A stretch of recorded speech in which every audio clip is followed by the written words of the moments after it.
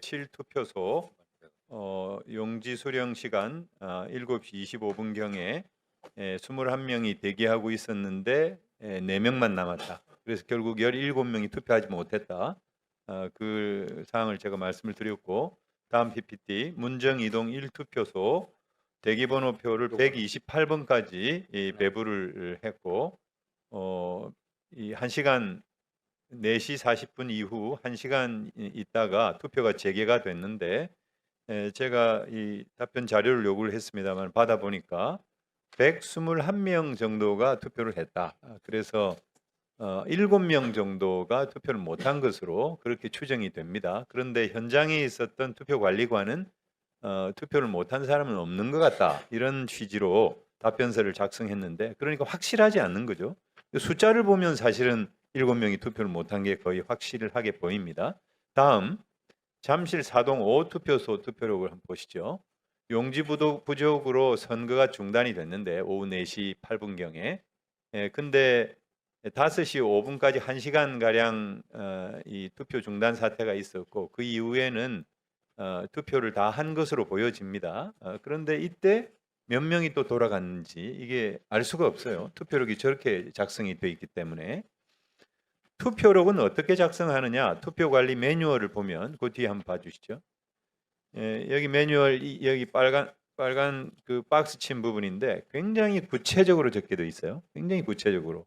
특이사항은 깨알같이 빠짐없이 적도록 되어 있습니다. 어떤 사람이 와서 뭐 소란을 피우고 갔다, 투표용지가 훼손이 돼서 그걸 맨 뒤로 돌려가지고는 사용하지 않았다, 아주 구체적으로 적게 되어 있는데, 그러면 왜 아까 그 잠실 사동 5투표소 같은 경우는 왜 저렇게 적었을까?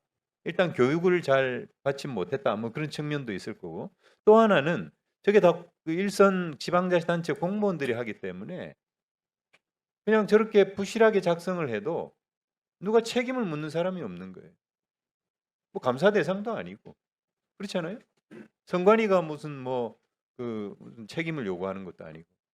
그리고 혹시 이제 투표관리관으로서 깨알같이 적다 보면 그게 혹시 나한테 무슨, 혹은 그 동료 직원들한테 피해가 돌아갈까? 그러니까 저렇게 부실하게 적을 수밖에 없지 않겠는가 생각이 들어요. 그러니까 이건 구조적으로 굉장히 큰 문제가 있다 생각이 됩니다.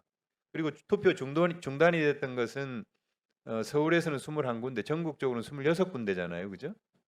전체적으로 전수조사를 한번 해야 됩니다. 얼마나 많은 분들이 돌아갔는지, 그냥 투표 안 하시고 갔는지, 참정권에 피해를 입은 그 국민들이 얼마나 되는지 전수조사를 해야 되고, 아마 거의 대부분의 투표소에서 CCTV가 확보가 돼 있을 거예요. CCTV를 다 일일이 봐서라도 철저한 조사가 필요하다. 그래서 이번 사태에 참정권 침해 어떤 범위가 어느 정도 되는지 그걸 좀 구체적으로 한번 조사를 해서 보고를 좀 해주시기 바랍니다. 저희 그 국정조사 기간 동안에 한번 해보세요. 그리고 공직선거 절차 사무 편람을 보면은 이런 사건 사고가 발생했을 때, 뭐 예를 들어 참정권이 침해되는 것 같은 이런 중대한 사건 사고가 발생했을 때는 사고 처리에 대한 절차가 규정돼 있어요. 알고 계시죠? 우리 노태학 우리 정의께서는 혹시 아세요?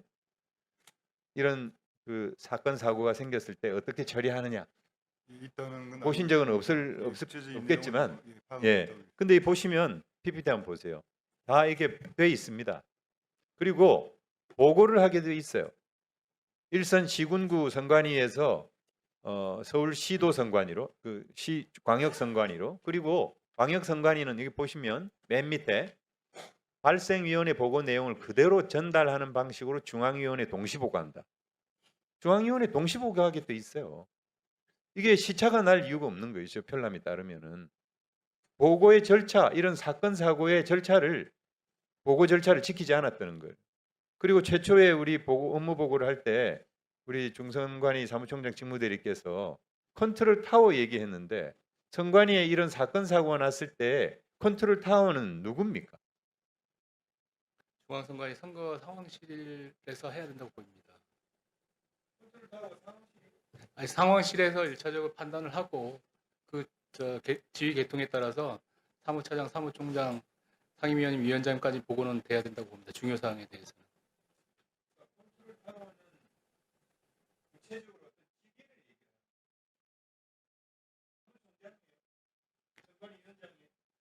지금 현재 체제로는 선거 종합 상황실의 실장이라고 봐야 될 것 같습니다. 이번에 선거 정책 실장이 맡았습니다. 네. 당초 선거 일국장이었다가 그 국민투표 동시 실시 부분이 저희들 준비를 하면서 선거 정책 실장으로 상향을 시켰습니다.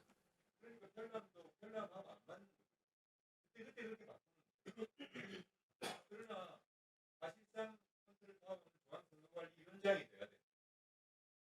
중앙선거관리위원장이 그런 국민참여권 침해와 관련된 그런 어떤 보고를 받아야 되고 그에 대한 조치를 어떻게 할 것인지를 거기서부터 해결돼야 됩니다. 중앙선거관리는 조직의 어떤 기본이 안 돼 있는